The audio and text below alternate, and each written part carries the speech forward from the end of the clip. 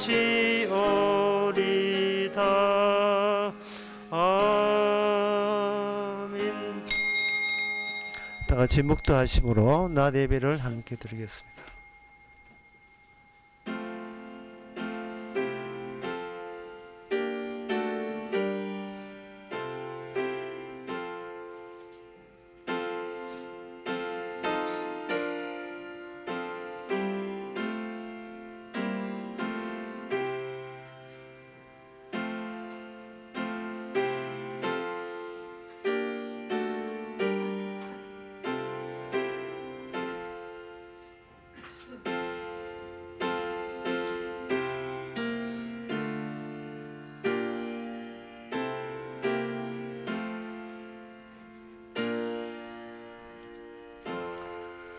전능하사 천지를 만드신 하나님 아버지를 기사하며 그의 외아들 의주 예수 그리스도를 믿사오니 이는 성령으로 잉태하사 동정마대에 나시고 본디오 빌라도에게 고난을 받아사 십자가에 못 박혀 죽으시고 장사한 지 사흘 만에 죽은 자 가운데서 다시 살아나시며 하늘에 오르사 전능하신 하나님의 편에 앉아 계시다가 죄로서 산자와 죽은 자를 심판하러 오시려나 성경을 믿사오며 거룩한 공예와 성도와 서로 협동하는 것과 죄를 사하여 주시는 것과 몸이 다시 사는 것과 영원히 사는 것을 믿사옵나이다. 아멘.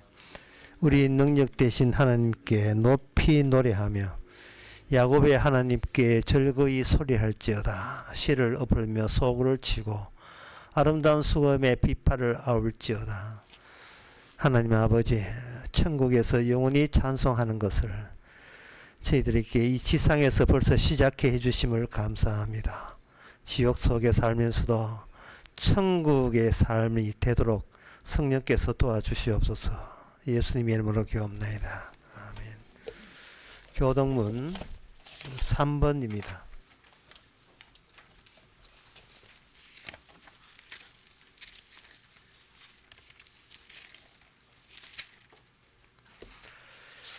내 의의 하나님이여, 내가 부를 때 응답하소서. 곤란 중에 나를 너그럽게 하셨사오니 인생들아, 어느 때까지 나의 영광을 변하여 욕되게 하며 여호와께서 자기를 위하여 경건한 자를 택하신 줄 너희가 알지어다. 너희는 떨며 범죄치 말지어다. 자리에 누워 심중에 말하고 잠잠할지어다. 여러 사람의 말이 우리에게 선을 보일 자 누구냐 하오니 주께서 내 마음에 두신 기쁨은 내가 편안히 눕고 자기도 하리니. 아멘. 자리에 앉아서서 찬송가 101장 합시다.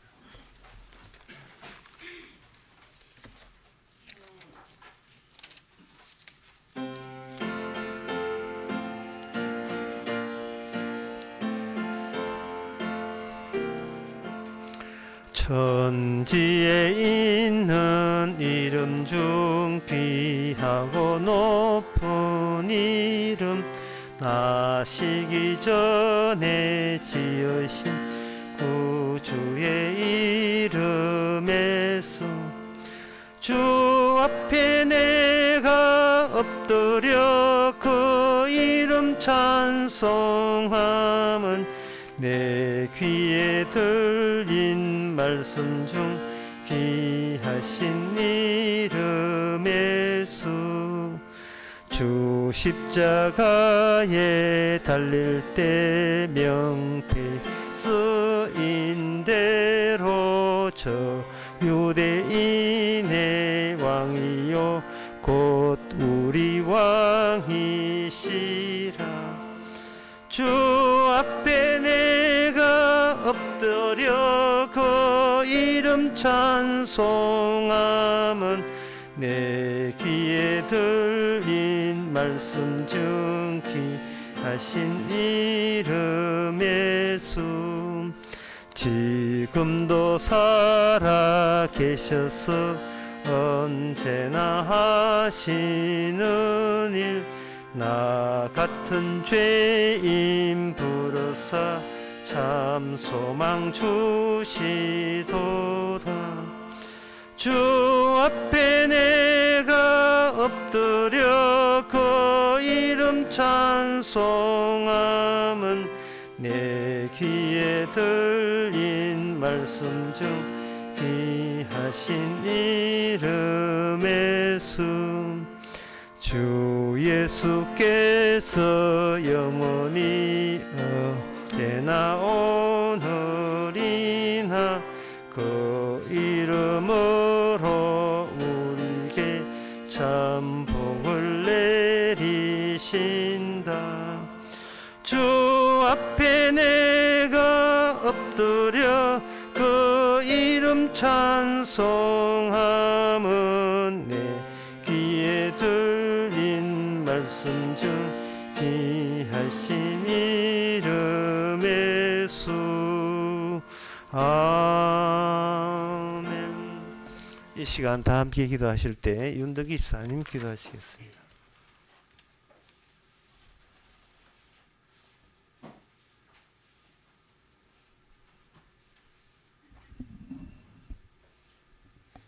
다 같이 기도드리겠습니다. 지금도 살아계셔서 역사하시는 두렵고 무서우신 하나님 아버지, 살아있다는 것이 저주 속에 있다는 것을 목사님 말씀을 통해서 깨닫는 시간 되기를 예수님 이름으로 기도드리옵나이다. 아멘.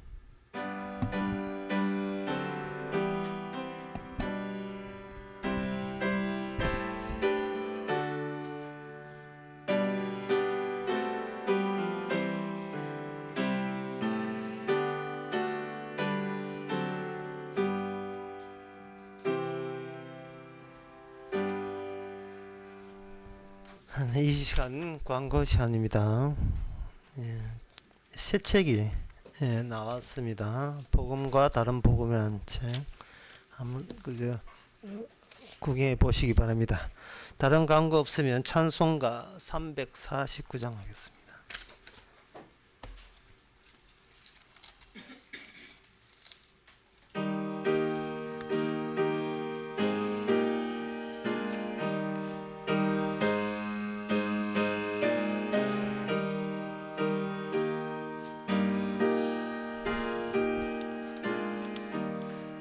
나 주의 도움 받고자 주 예수님께 빕니다. 그 구원 허락하시사 날 도와주옵소서. 내 모습 이대로 주 받으옵소서. 날 위해 돌아가신 주 날 받으옵소서. 큰 죄에 빠져 영죽은 날 위해 피 흘렸으니 주 형상대로 빚어서 날 받으옵소서. 내 모습 이대로 주 받으옵소서. 날 위해 돌아가신 주 날 받으옵소서. 내 힘과 결심 약하여 늘 깨어지기 쉬우니 주 이름으로 구원해 날 받으옵소서. 내 모습 이대로 주 받으옵소서. 날 위해 돌아가신 주 날 받으옵소서. 내 주님 서신 발 앞에 나 꿇어 엎드렸으니 그 크신 역사 이루게 날 받으옵소서. 내 모습 이대로 주 받으옵소서. 날 위해 돌아가신 주 날 받으옵소서. 아멘. 하나님의 말씀은 빌레몬서 1장 20절에서 25절까지입니다.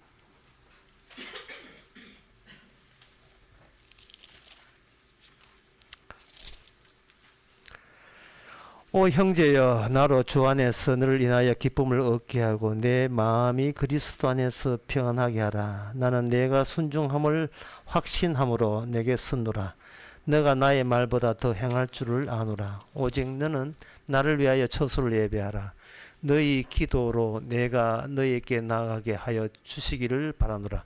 그리스도 예수 안에서 나와 함께 갇힌 자 에바브로와 또한 나의 동역자 마가 아리스타고 데마 누가가 문안하니라. 우리 주 예수 그리스도의 은혜가 너희 심령과 함께 할지어다. 아멘. 형제라고 한꺼번에 지칭하면서 빌레몬에게 자기에게 사도 자기에게 누가 있는지를 소개하고 있는 이야기입니다. 그리고 사도 바울은 이 빌레몬에게 자기가 있는 곳에 처소를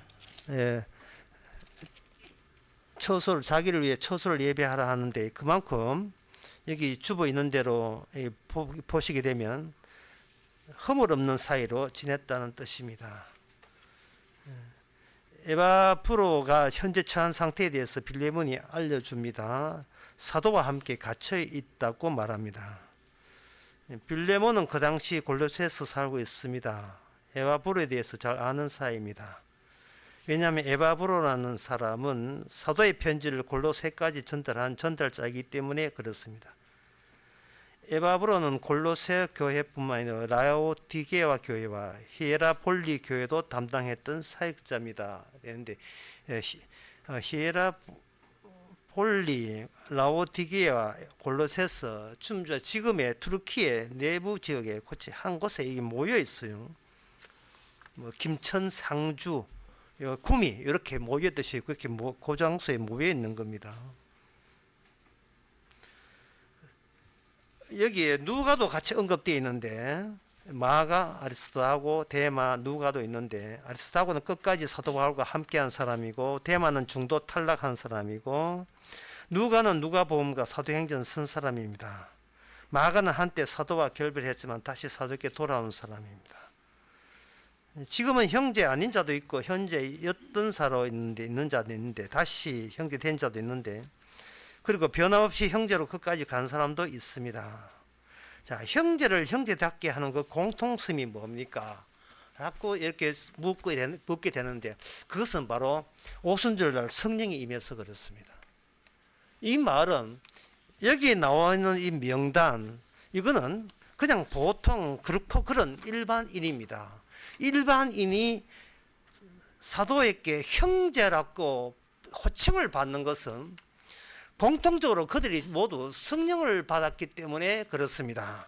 성령을 받았다는 말은 인간이 할 수 없는 일을 인간이 할 수 없는 일을 하나님이 그 인간을 통해서 자기 일을 하기 위해서 주신 그 무엇이 성령입니다. 이 성령은 내 일을 하라고 준 게 아니고 하나님의 일을 하라고 준 게 성령입니다. 그 성령 받은 사람의 그 집단을 형제여라고 해서, 어이 브라들 나오잖아요. 형제여 그 이 형제는 인간들이 뭐 정으로 나누고 서로 친하게 지낸다고 형제가 될 게 아닙니다.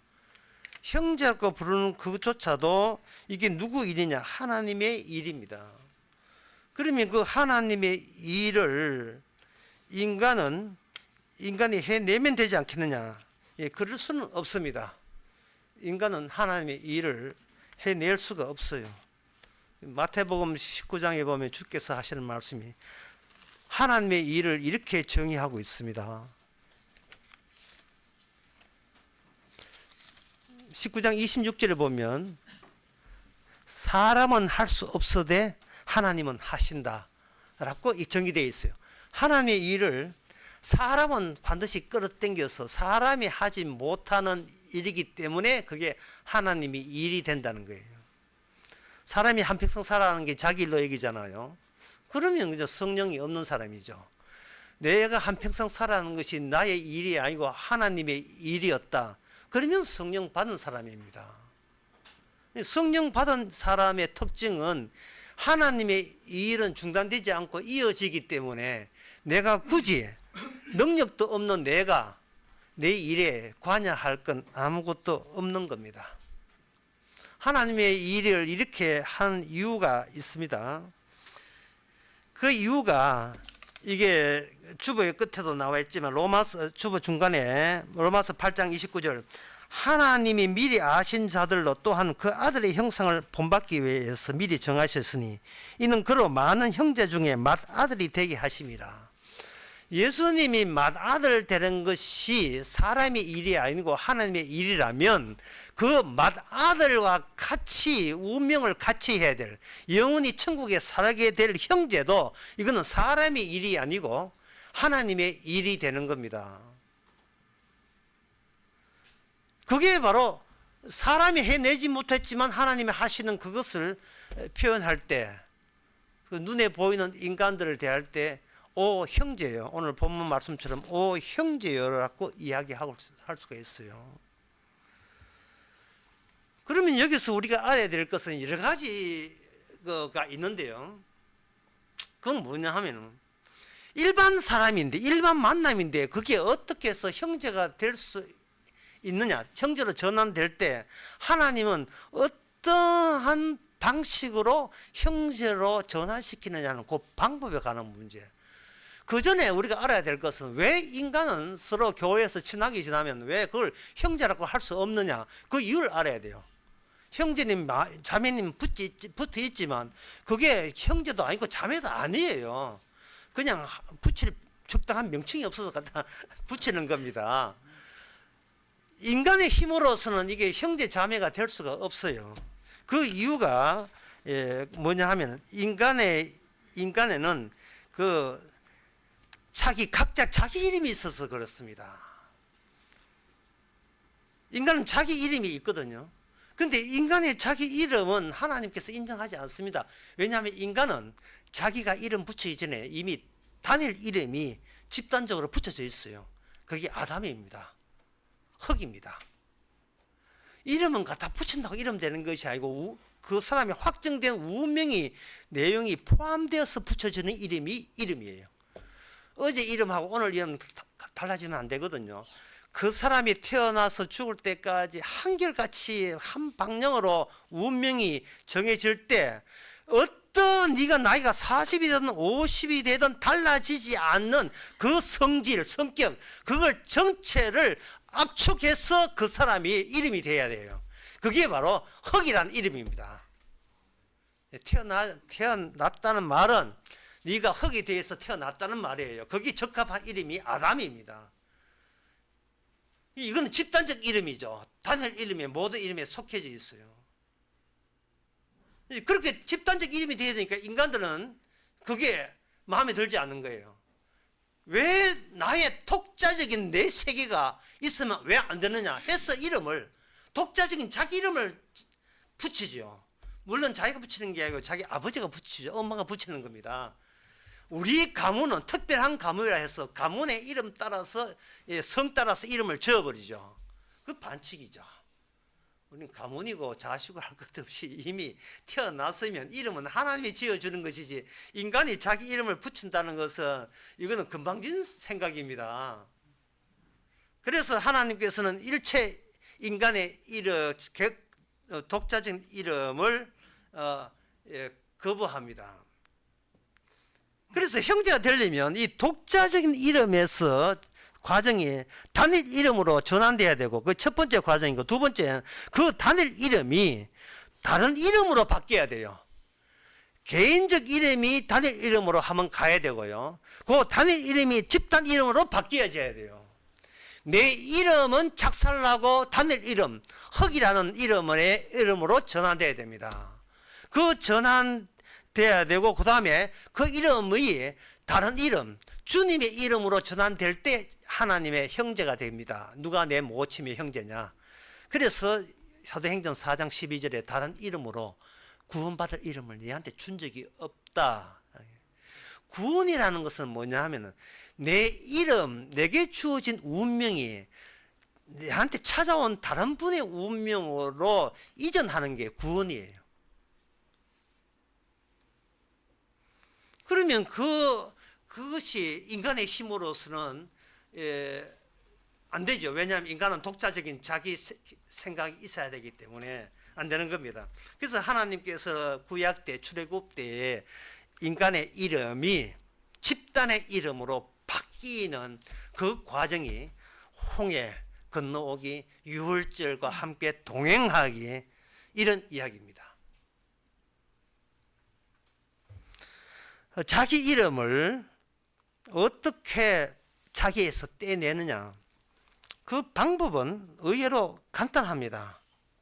그건 뭐냐 하면 주님이 우리를 만날 때에 우리 자신, 여러분 자신의 장례식장에서 만나요. 주님께서 장례식장에서 만나게 되면 주님께서, 그 전까지는 하나님, 제가 살아서 하나님께서 뭘 할까요? 질문이 그렇게 돼요. 하나님의 은혜로 살았는데 이 살아서 뭘 하면 됩니까? 라고 질문을 했는데, 그렇게 질문하는 그 사람을 본인의 장례식장을 만나게 되면 질문이 이렇게 바뀝니다. 하나님, 내가 죽어서 뭐 할까요? 인간 세계에서는 죽으면 아무것도 못한 걸로 알고 있는데, 하나님의 일은 네가 죽어야 일이 돼요. 하나님의 일이 된다고요. 그 말은 우리는 계속해서 하나님의 일을 방해하고 온 사람들이에요. 방해했거든요. 독자적인 내 명예, 자존심, 내 이름이 있어가지고 이것이 주님이 붙여준 아담에도 부합되지 않고, 이건 뭐 엉뚱해. 도대체 누구 지령받고 누구 사주를 받아서 내 독자적인 내 세계를 자꾸 구성하려고 하는지, 자꾸 숨 쉬고 혈기 넘치니까 뭔가 하려고 하는 겁니다. 나를 위해서 또는 주님을 위해서 하나님의 헌금은 어느 정도 하면 되고, 전도는 몇 명 해야 되고, 예배 참석은 몇 번 참석해야 되고, 자꾸 뭘 하려고 하는 거예요. 주께서 죽여버릴까, 이거 아직도 본인의 존재 자체가 죽음이 뭔가를 드러내기 위해서 주께서 붙여준 이름인 것을 본인이 모르고 있는 거예요.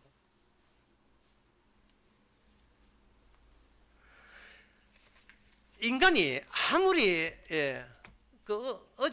어제도 그럼 전화 왔습니다만, 안산에서 어떤 분이 전화를 했는데, 인간이 아무리 예를 써도 무엇에서 벗어나지 못하느냐 하면 환상에서 벗어나지를 못합니다. 인간은 환상의 스크린 안에 갇혀 있어가지고 환상을 제껴버리고 벗겨내면 또 환상이 또 있어요.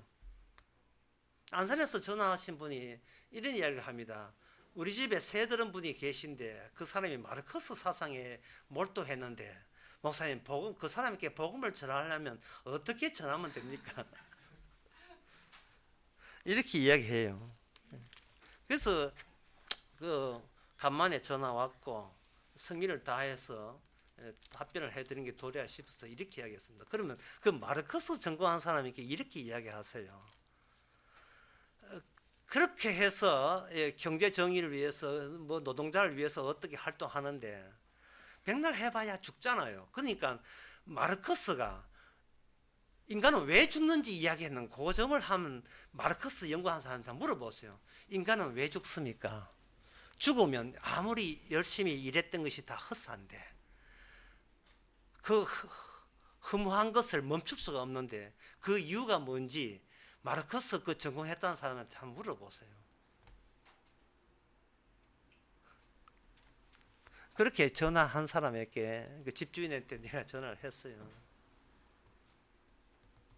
그러니까 그 이야기 듣고 집주인 하는 말이 그렇지 않아도 물어봤는데 마르크스 전공자가 그 마르크스 그것도 다 헛되다 그 이야기 하더라는 거예요. 그러니까 보세요. 헛된 것이지만 왜 헛된 것에 대해서 미련을 갖고 몸부리느냐 말이죠.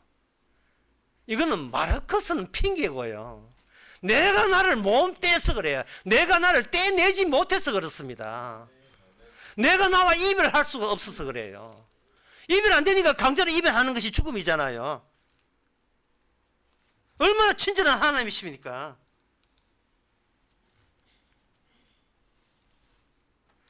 하나님께서 인간에게 떼내는 방법은 그 십자가에서 사건을 통해서 보여줘서 주셨습니다. 벌써 인간은 자기에서 떼내지를 못해. 자기와 헤어지지를 못해요.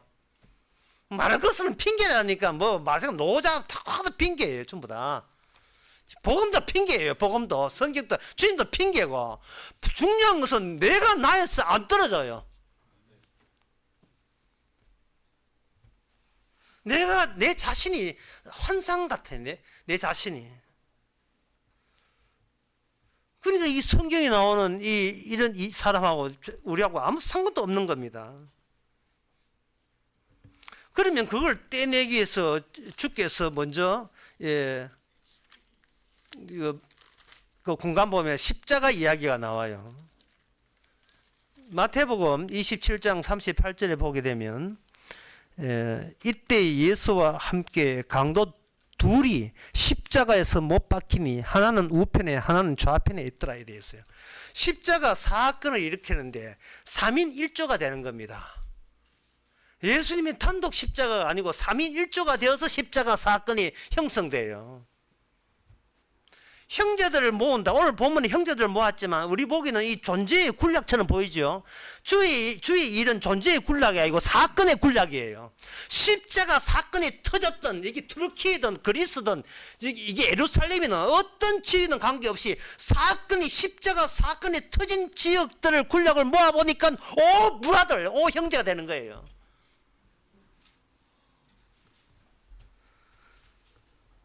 그 십자가 사건은 처음에 십자가 사건 때 3인 1조가 되어서 일으킨 사건입니다. 그게 뭐냐 하면은 프랑스 요리에 이런 게 있답니다. 꼭 요리인데 꼭 요리를 할 때 송아지 요리를 송아지 요리에다가 또 양쪽에 송아지 고기를 놔두고 그 안에 꼭 요리 고기를 집어넣어서 요리를 해놓고 접시에 담을 때는 2개의 송아지 고기를 버리고 꼭 고기만 접시에 담는다는 거예요. 복잡하지요. 꼭 요리가 되려면 버려야 될 2개의 고기가 암소 고기가 꼭 필요하다는 겁니다. 그 요리에 있어서 레시피에 있어서 예수 그리스도를 드러내기 위해서는 인간을 대표해서 2 사람이 예수님과 함께 3인 1조가 되어서 사건을 일으켜요.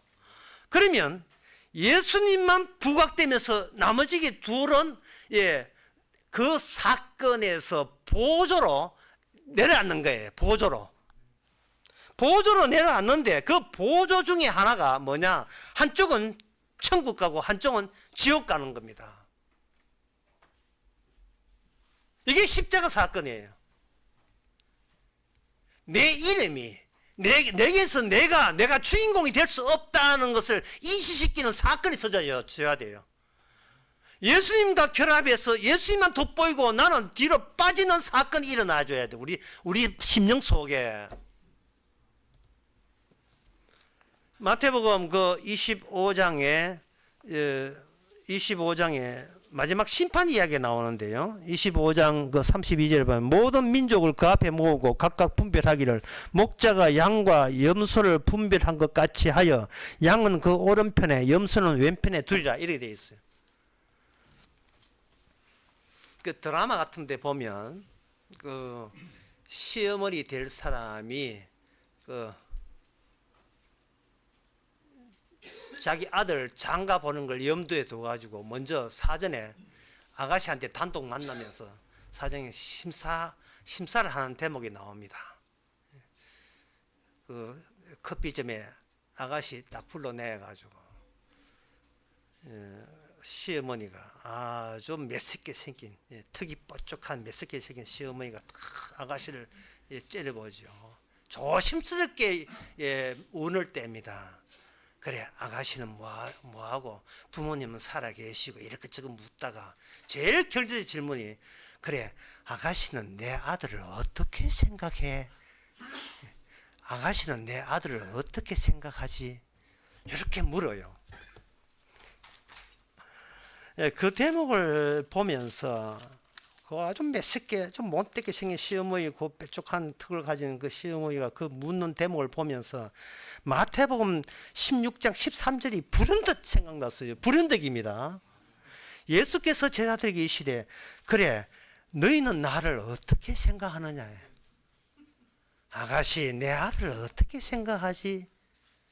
그 아주 무성질 상게 생기는 시어머니는 자기 아들 자기 아들만 딱 고집합니다. 주님도 우리한테 묻습니다.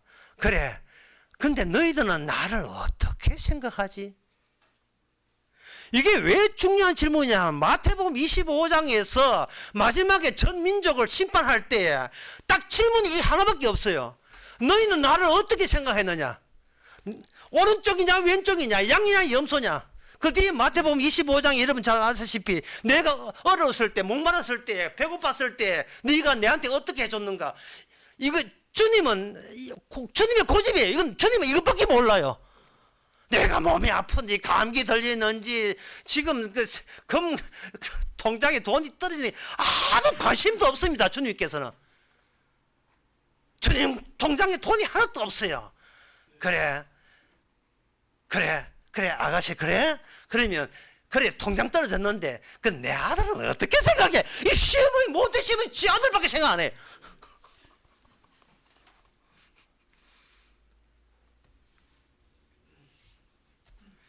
지금 네 이름은 이미 죽은 이름이에요. 죽은 이름이 몸이 아프든지 돈이 없든지 그거는 지금 이제 죽는 마당에 그건 돈이 없다 이것도 환상입니다. 결국은 심판주는 예수님 본인이에요. 주님이 자체가 기준이십니다. 이렇게 생각하면 되는 거죠. 예. 시어머니가 내 아들 어떻게 생각하냐 하면 그 아가씨가 한테 듣고 싶은 시어머니 답변은 저 사모님의 아들이 제 운명의 기준입니다. 이렇게 웃어야 될 문제인지 모르겠습니다. 그런 아가씨가 없기 때문에 합니다. 사모님의 아들이 제 운명의 심판주십니다. 이러면 고개 끄덕이죠. 된터 됐어. 자네 같으면 내 며느리감이 되겠지. 일방적으로 이렇게 하겠죠.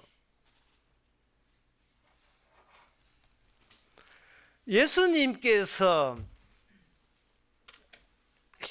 자신이 맏아들이기 때문에 맏아들이 상속자예요. 구약에 의하면 상속자가 되게 되면 상속자가 모든 복을 일단 다 갖게 되고요. 다 갖게 되고 그 다음에 동생들은 상속자를 지분해서 그것을 공유하는 식으로 아들의 나라가 천국이 이루어지는 겁니다. 그래서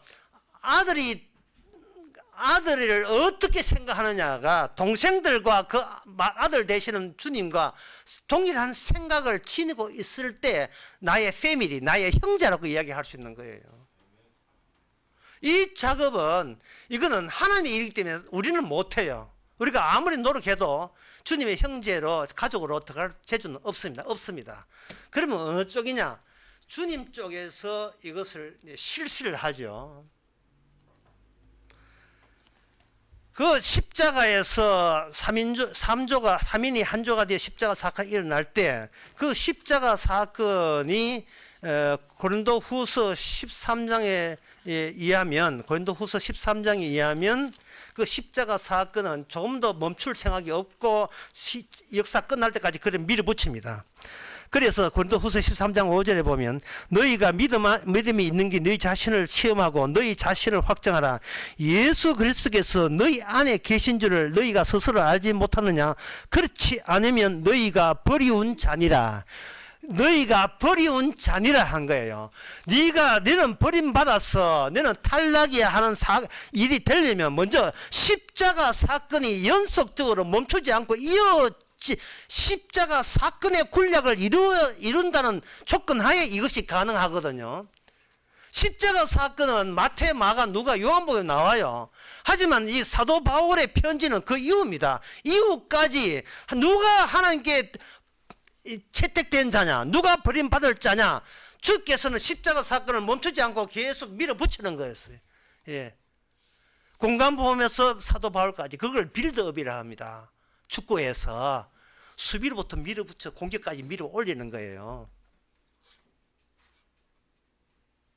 그래서 우리가 어떻게 예수님 돌아가시고 지금 예수님 돌아가셨는데 십자가 사건 다 이후인데 어떻게 버리운 자란 이러한 존재가 출현하느냐.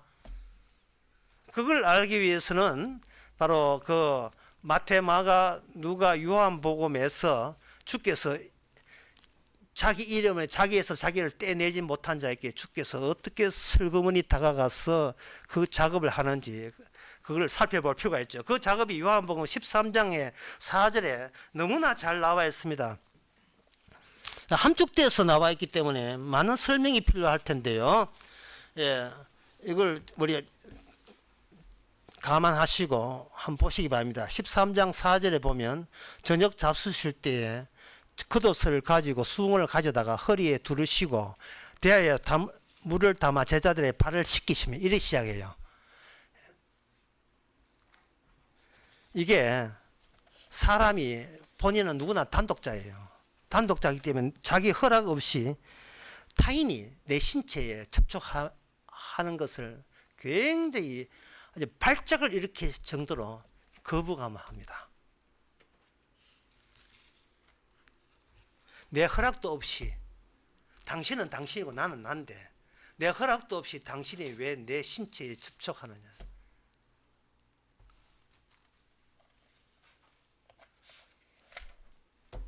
뭔가 접촉을 할 때는 저도 단독자니까 아무리 스승이지만 네가 이래 해도 되겠느냐 니한테 물어보고 발을 씻게 되는데 그냥 발 씻겨버려요. 이게 접촉입니다. 접촉부터 주님 쪽에서 접촉해 가는 거예요. 이 접촉이 없으면 내가 나로부터 헤어질 수가 없습니다.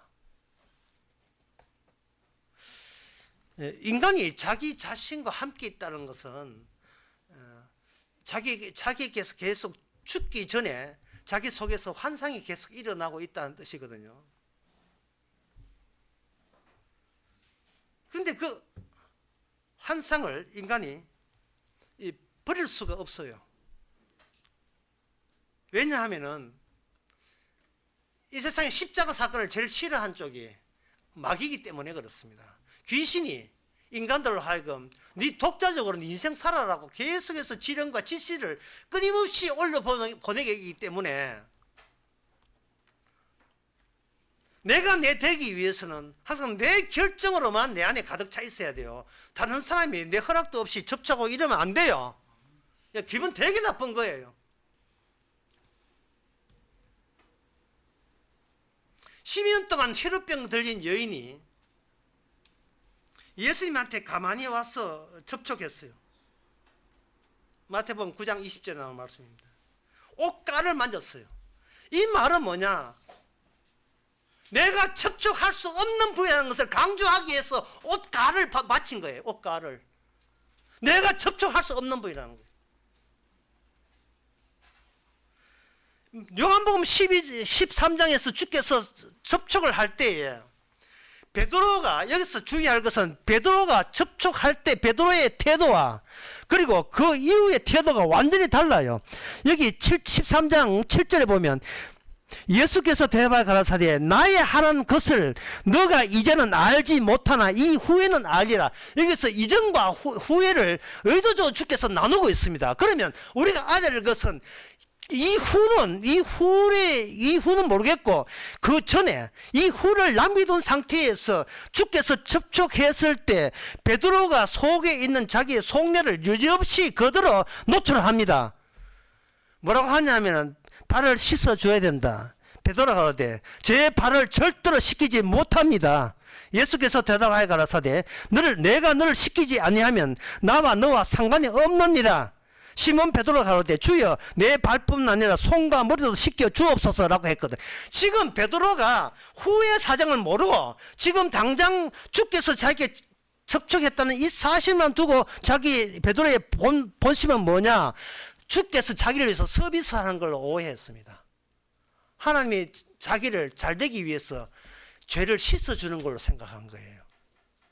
이거는 후는 모르고 후는 남겨놓고 씻어주니까 야 이건 내 죄를 씻어주는구나. 그러면 발뿐만 아니고 전신을 다 씻어주옵소서 라고 한 거예요. 엄청난 착각이었습니다. 주님이 우리를 도와주는 게 아닙니다. 우리를 삭제시키는 거예요. 이게 도와준다고 생각하는 것은 전에 베드로의 생각이었고 후에 베드로의 생각은 베드로가 삭제되는 겁니다. 베드로에서 베드로를 삭제시키고 빼내는 거예요. 베드로 자기 이름을 원래 시모이거든요. 베드로 자기 이름이 날아가고 주님의 기능을 하는 베드로 이름으로 바뀝니다.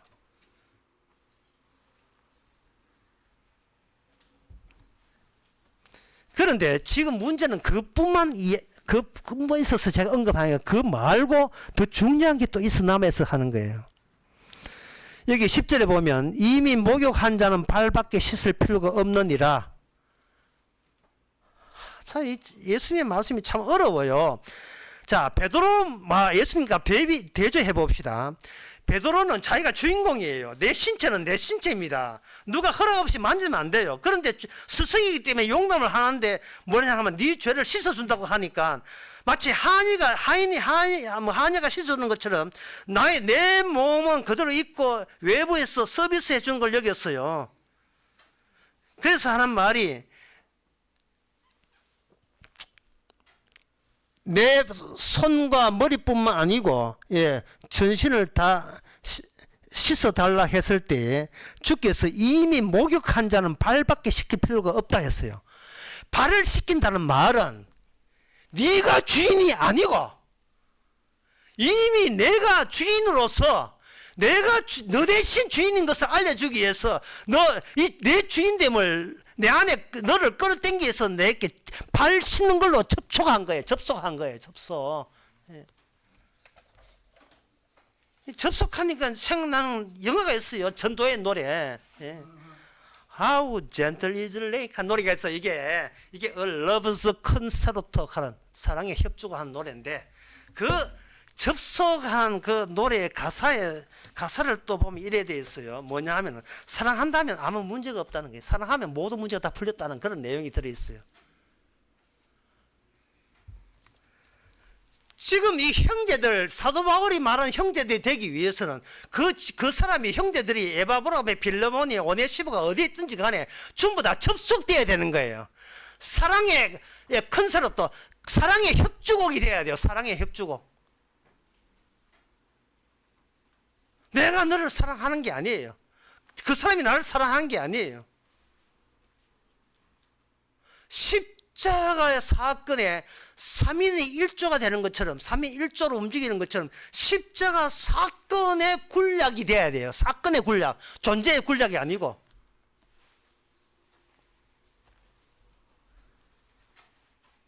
제가 요한복음 13장을 이거 이야기를 하려고 한 게 또 하나 더 중요한 게 남아있어요.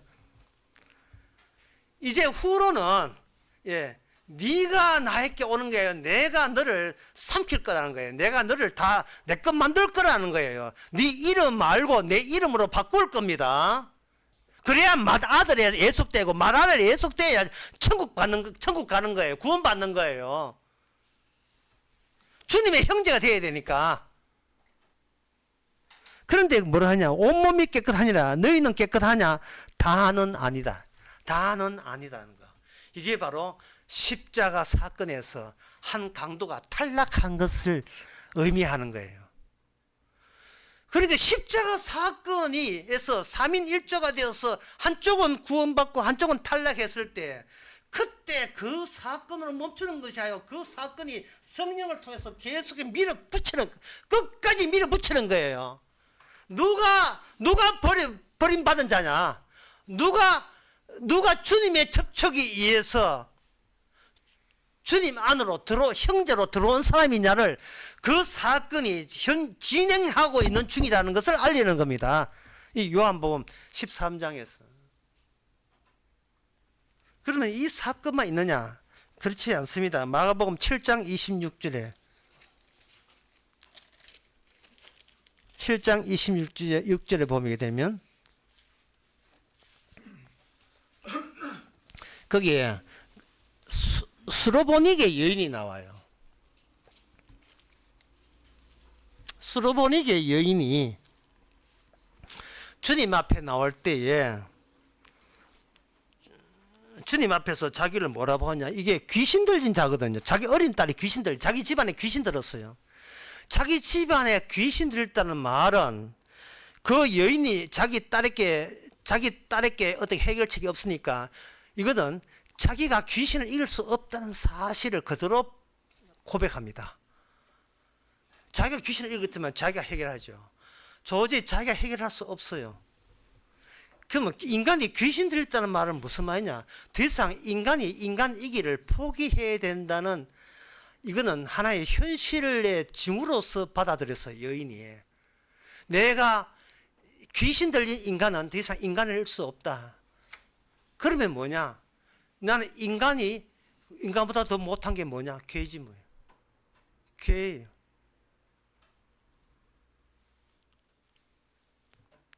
그러면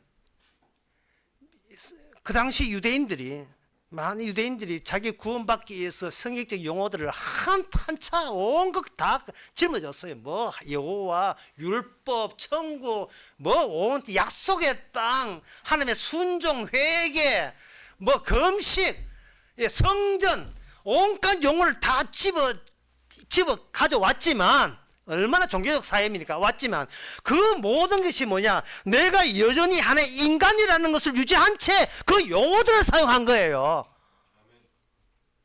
이거는 뭐냐면 본인들이 귀신 들렸다는 사실을 어느 누구도 자백한 사람이 아무도 없어요. 내 인생은 내가 알아서 하겠다는, 내 인생은. 인간이 무슨 귀 쫓아내, 무슨 선호 짓을 쫓아냅니까? 자기는 멀쩡하다는 거예요. 내가 게을러서 하나님 못 생겼지, 내가 시간만 나면 하나님 잘 생긴다는 거예요. 이 말은 뭐 아직도 나는 여전히 괜찮은 인간이라는 것을 지금 우기고 싶은 겁니다. 주님께서 여인이 보란 듯이 이야기합니다. 제자들 앞에서, 사람들 앞에서. 이만한 믿음을 못 받다는 거예요. 왜냐하면 모든 인간들은 자기 인간의 믿음이에요. 그러나 이 여인의 믿음은 개 같은 믿음입니다. 개 같은 믿음이기 때문에 주님께서는 쉽게 자기 믿음으로 인수인계가 가능한 거예요. 이게 주님께서 그 인간을 자기에서 떼낼 때 주께서 쓰시는 방법입니다.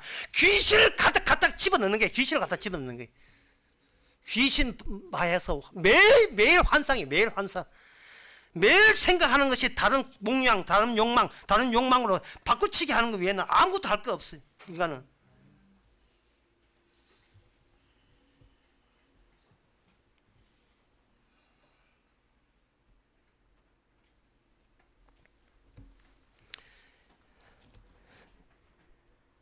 주님께서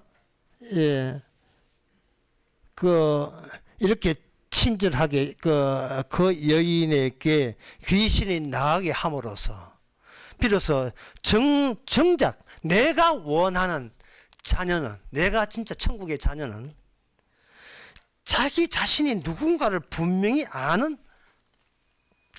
분명히 아는 그런 사람을 두고 이야기하는 거예요.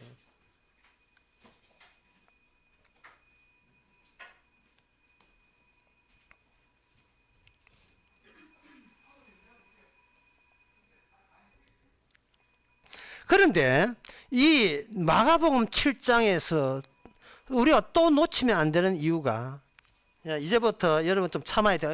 어려워요. 이제부터는. 이게 뭐냐 하면은 이 여인이 이방인이라는 겁니다. 이방인. 자, 이방인은 뭐냐 하면은 태어나면서 이미 지옥 가기로 작정된 자가 이방인이에요. 이미 태어날 때부터 이미 넌 지옥 가기 태어난 자가 이방인이에요. 이방인은 유대인들 보기에 이미 하나님과의 관계가 끊어진 사람입니다. 이 끊어진 사람인데, 이방인 끊어진 사람인데 어떻게 주님께서 이 믿음, 이 개 같은 믿음을 진짜 믿음이라고 받아 주셨는가? 그것은 하나님께서 십자가의 두 강도를 할 때, 두 강도 한 사람 버리고 한 사람은 건질 때에, 이게 구약에 의하면 계약에 의해서 성사될 일입니다. 계약에 의해서. 구약 성경에 중요 계획이 딱 두 가지 있어요. 중요한 계획이 딱 두 가지. 하나는 모세 계약이고 또 하나는 다윗 계약입니다. 모세 계약은 실패하기 위해서, 인간과 하나님 관계가 실패하기 위해서 주어진 계약이 모세 계약이에요. 다윗 계약은 실패했음을 확언하고 다지고, 그 실패했음에서 인간은 더 이상 계약 성사하기에 일체 없다는 걸 분명히 한 계약이 뭐냐? 다윗 계약이에요. 그러면 주님께서는 어떤 오실 주님은 메시아는 그 모세 계약과 다윗 계약 그 틈 사이에서 나오는 겁니다. 그 두 개를 살리는 거예요. 두 개의 송아지 고기를 살리고 거기서 꽁고기를 끄집어내는 거예요.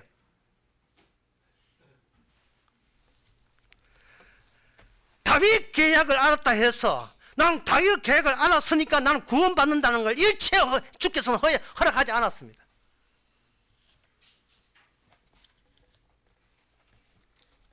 그 방금 이 이야기가 이게 얼마나 어려운 이야기인지요.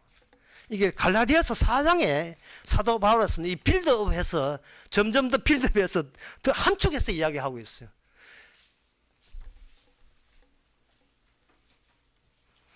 그게 뭐냐 하면 여기에 두 언약입니다. 갈라디아서 4장 22절 기록된 바 아브라함이 두 아들이 있으니 하나는 계집종이고 하나는 자유하는 여자에 난 아들이다. 계집종에서 나온 아니 육체를 따라 나왔고 자유하는 여자에게는 약속으로 말미암았고 이것은 비운이 이거는 두 언약이다. 이게 두 언약이 되어 있어요.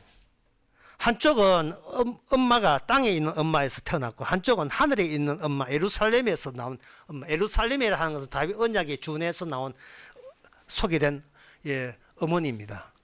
예루살렘의 어머니가 되어 있어요. 이 갈라디아서가 얼마나 어려운지요. 갈라디아서 책이 나와서 복음과 다른 복음 책을 나와가지고 제가 제 3자 입장에서 그 책을 이렇게 한번 봤어. 1강부터 이게 대충 봤는데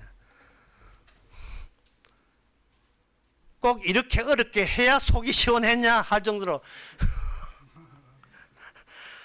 뭐 짜증을 내야 될지, 왜 굳이 이런 이야기를 이렇게 앞에 깔아야 되는지, 1강, 2강, 3강 그냥 계속 다른 이야기 더 하다가 이제 3강 들어가서 다른 복음을 전하면 나라 할지라도 저주받는다는 그 이야기가 그 상방에서 나와요. 그런데 왜 앞에 그걸 깔아야 되는가? 그것은 딱 이것 때문에 인간이 이 땅에 디딜 자리가 마귀의 자리 외에는 디딜 자리가 없기 때문에 그런 거예요. 우리의 자리가. 우리는 무엇을 성경을 보든 뭘 관찰하든 그 관찰 자리 자체가 마귀의 자리고 귀신의 자리. 하나님께서는 귀신의 자리 외에 다른 자리를 우리에게 존재의 자리를 허락한 적이 없어요. 그러니까 이 귀신의 자리부터 이걸 덜쳐내야 돼. 이걸 파악을 해야 된다고요. 네가 생각하고 행동하는 모든 것이 귀신의 사주를 받아서 움직인다는 그것부터 이야기를 해야 되니까 이게 무지무지 어려운 이야기가 되는 거예요. 그렇지 않으면 이 갈라디아서 4장이 이게 설명이 될 수가 없어요.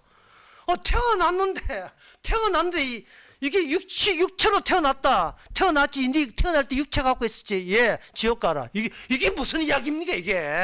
예? 엄마 아빠가 나를 아들로 만들었어요. 그래, 축하한다. 지옥에 가라. 이게 갈라디아서 4장 이야기거든요. 네가 육체로 태어났나? 예, 육체로 나왔습니다. 예, 가라. 빨리 가라. 지옥으로. 그러면 천국은요? 천국은 예? 모세 계약에 의해서 탈락된 자에게는 천국은 없다. 천국은 그 언약 말고 다른 두 번째 언약, 새 언약, 다윗 언약, 예루살렘 언약에서 거기서 천국 갈 사람이 나올 것이다. 니하고는 상관없어. 너는 니하고 떨어져야 돼. 그래서 주님께서는 우리를 장례식장에서 만나는 거예요. 우리의 죽음 자리에서 만나는 겁니다. 그 장례식을 좀 앞당겨 보는 거예요. 예, 죽을 때 장례식 가지 말고 용인 장례식장 가지 말고 좀 더 앞당겨 보는 거예요. 현재 있는 이 자리가 주께서 주신 자리라 보는 겁니다. 그러면 요람에서 무덤까지가 아니라 무덤에서 무덤까지가 돼요. 한국에서 미국 이민 가는 것은 한국 무덤에서 미국 무덤으로 이민 간 거예요. 거대한 하나의 단일한 무덤 속에서 사람들은 살고 있는 겁니다. 무덤에 피 내리고 또 눈 오고 그래요. 가물고 과학 연구하고 무덤에서 정치하고 무덤에서 4월달에 총선하고 무덤 속에서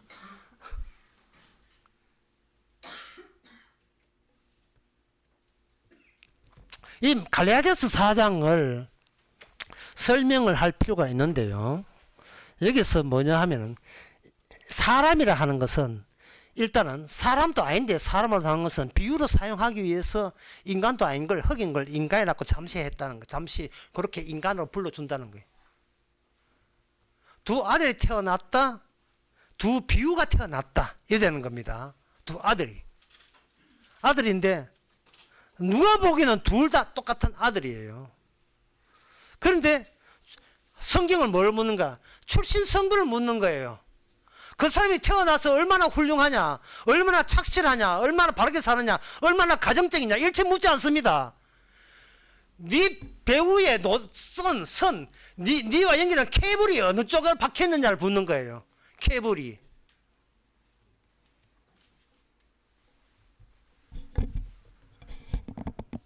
하는 말이 네 누구 출신이 누구냐? 우리 아버지 아브라함 출신인데요. 아버지 말고 내가 묻는 것은 엄마를 묻는 거야. 너 아버지 말고 엄마를 묻는 거야. 예, 우리 엄마는 계집종입니다. 그래? 그러면 네 계집종 종이 가는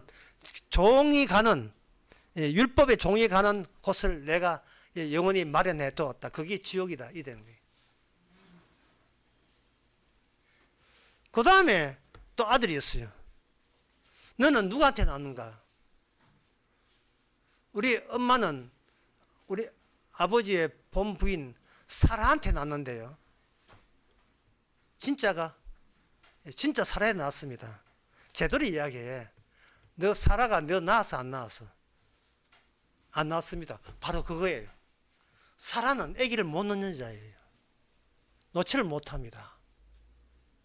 이것은 상대방 육체는 육체를 낳을 수가 있어요.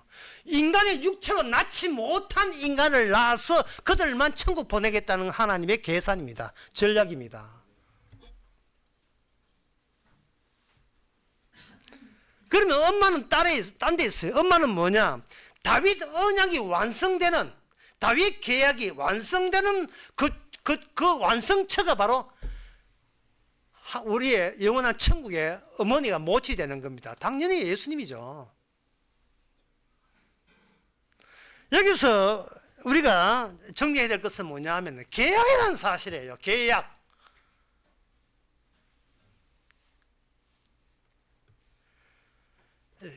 부동산은 움직이지 않습니다. 그렇죠? 맞죠? 부동산 움직이지 않아요. 그 말은 뭐냐면 부동산은 언제 움직이는가? 계약에 의해서 움직이는 거예요. 이게 부동산 하나 버릴까 재건축할까 이거는 계약에 의해서 움직이지는 거예요. 계약에 의해서. 인간은 사람은 정 같은 게 있어요. 우리 뭐 살아온 정이 있으니까 뭐 잘해보자 뭐 이런 게 있는데 부동산은 그게 없어요. 그 붙들고 건물 붙들고 사정해봐야 내 거 되는 거 아닙니다. 부동산 아무 말도 없어요. 차고 냉정하고 냉혹해요. 뭐가 우리의 운명이 그런 거예요. 일방적 계약에 의해서 운명이 결정되는 겁니다. 계약에 의해서. 이게 언약이에요. 이게 계약이에요. 인간은 그 계약에 딸려있는 하나의 비유 또는 문이 불과한 겁니다. 그 두 개의 계약에 의해서 이 땅에 사건이 나오기 시작하죠. 존재는 아무것도 아니에요. 비유니까. 중요한 것은 사건입니다.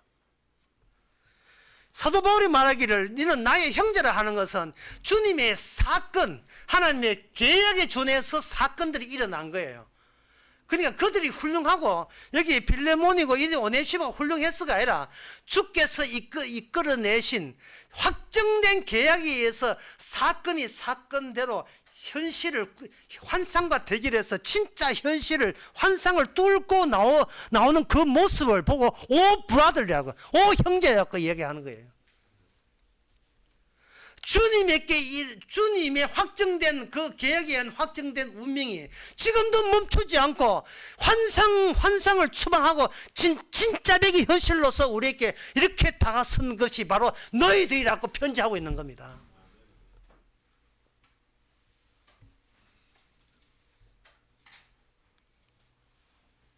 베드로 이야기, 아까 요한복음 13 베드로 이야기를 다시 해보겠습니다. 베드로는 전과 후가 달라서 전에는 나라는 존재에 대해서 하나님이 죄 씻어준 줄 알았어요. 죄 씻어주면 고맙지요. 발도 씻지 말고 전신을 다 씻겨주세요. 여전히 자기의 존재 위주로 살아가요. 내가 착실하게 내 목숨까지 드리겠습니다. 참 주님께서는 가짜나서 참 웃기진 않지요. 여기서 주님께서는 베드로에게 아까 하신 말씀처럼 다가 아니다. 내가 열한 제자는 내가 버리지 않지만 한 제자는 버리기 위해서 내 제자로 선택했다는 겁니다. 제자들은 왜 그렇게 하는지, 왜 11대 1로 나누는지 그 이유를 몰랐죠. 십자가 달릴 때 3인 1조가 돼서 십자가 사건 벌어질 때 버려지는 것도 계약에 의해서 버려지고 채택되는 것은 안면 맞춰서 인품이 좋아서가 아니라 계약에 의해서 그게 하나님께 인정을 받고 주께서 찾아오시고 성령을 주시는 거예요.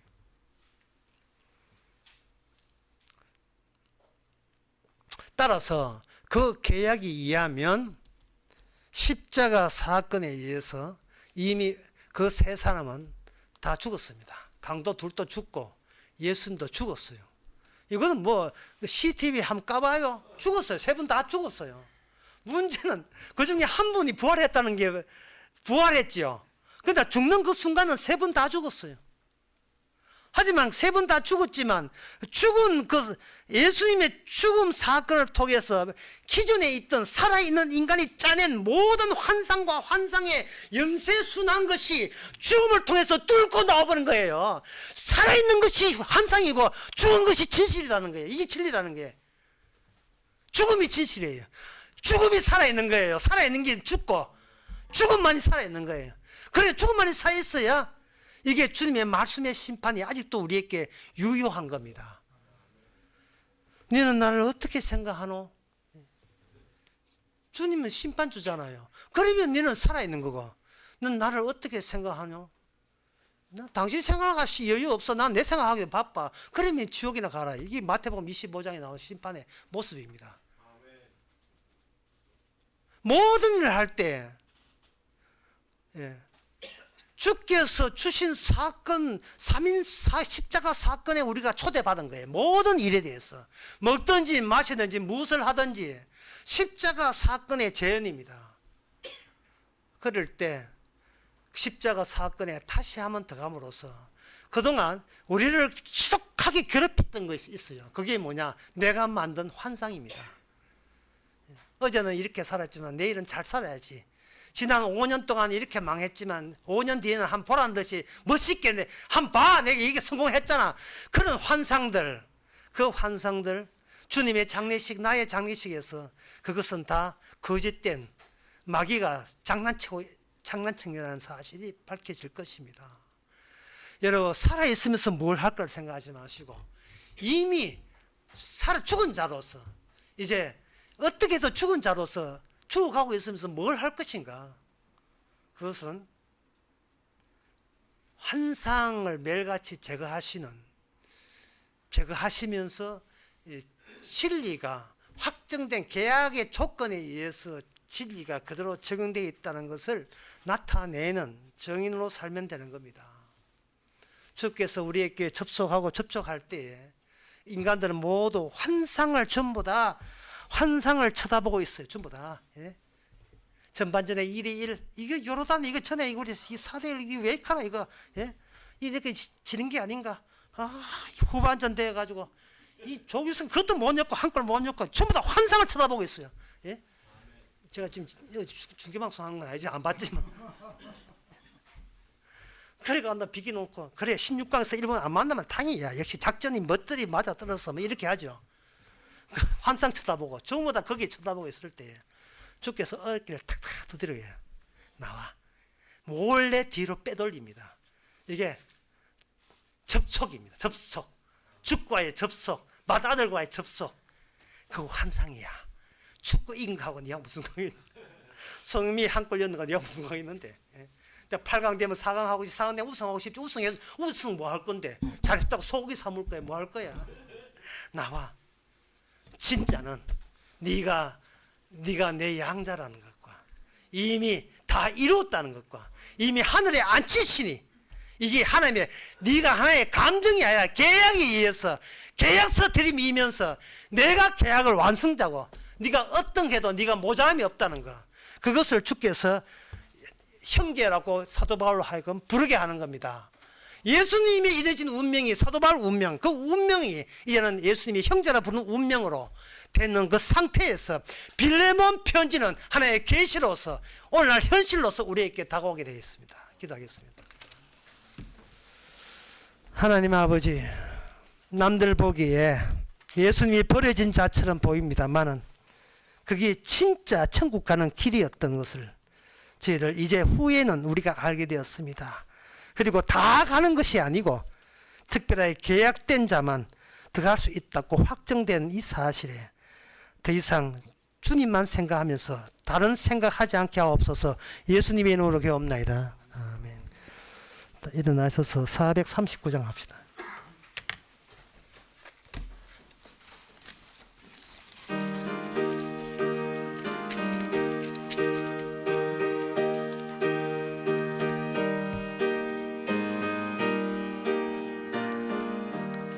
만세 반석 열린 곳에 내가 숨어 있으니 원수마귀 손 못 대고 환난 풍파 없도다.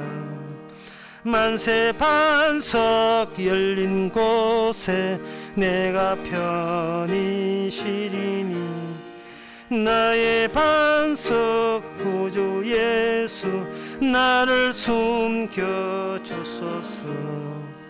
죄에 매여 죽을 인생 편히 쉬기 바라니 주의 가슴 넓은 품에 내가 찾아 안기네.